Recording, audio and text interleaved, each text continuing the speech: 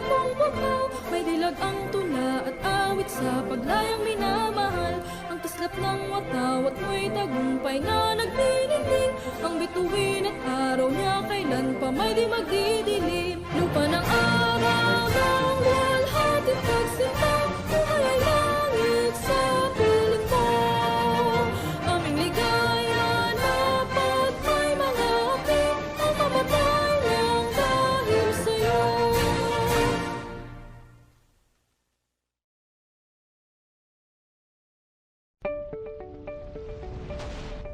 This is AMBS Channel 2, a commercial TV station operating under permit number BSD-0126-2022 TBC MOD. Channel 2 transmitter is located at Diliman, Quezon City. AMBS Channel 2 is operated by the following professional electronics engineers, duly licensed by the Professional Regulation Commission. Engineer Erwin D. Senora, PECE number 0001448. Engineer Romel G. Ardenio, ECE number 0023097. Engineer Sean Jacob Sedicon, ECE number 0081731. Engineer Gerald Arcega, ECE number 0082990. Engineer Madrick Ace Villa, ECE number 0082201. Orlando M. Legarta, 93-1PNCR-6016. Rene O. Agravante, 93-1PV-5715.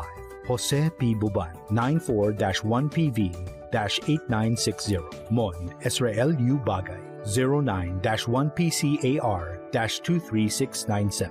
AMBS Channel 2 programming can also be seen at the following stations: Channel 2 in Quezon City, Channel 2 in Isabela, Channel 3 in Benguet, Channel 3 in Cebu, Channel 3 in Gensan, Channel 3 in Zamboanga, Channel 4 in Legazpi City, Channel 4 in Murcia, Negros Occidental, Channel 4 in Cagayan de Oro, Channel 4 in Iligan City, Channel 4 in Davao, Channel 5 in Cotabato, Channel 7 in Lawag, Channel 7 in Palawan, Channel 10 in Batangas, Channel 10 in Guimaras, Channel 11 in Naga City, Channel 11 in Mount Amuyao, Channel 12 in Dumaguete, Channel 13 in Botolan, Zambales. AMBS Channel 2 can also be seen nationwide via digital transmitters located at the following areas: Quezon City, BSA Makati, Summit 1, Giginto, Silang, Halahala, Cebu, Davao, Tarlac, San Miguel, San Fernando,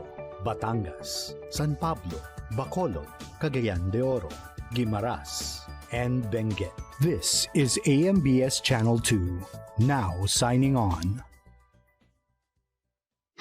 Magsisimula na po ba? Ang susunod na programa ay rated PG. Ang telebisyon at pelikula ay mahalagang parte ng bawat pamilyang Pilipino. It plays a crucial role in telling our own stories and our own experiences as Filipinos.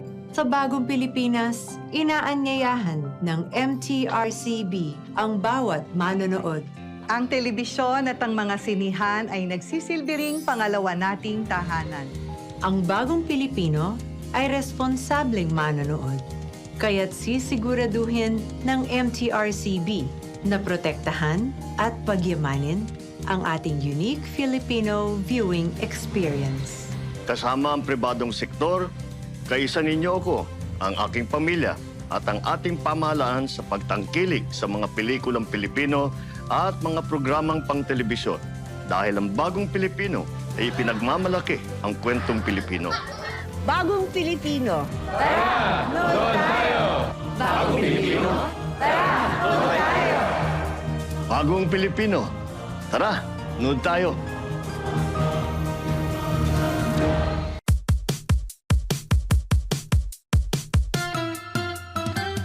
Ang bawat araw may surpresang saya, may pabaong ngiti at tawa.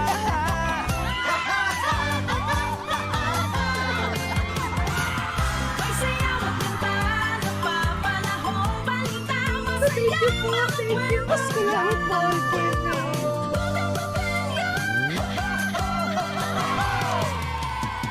Kasama dito, para gumaan ang hirap ng buhay. Sama-sama tayo dito.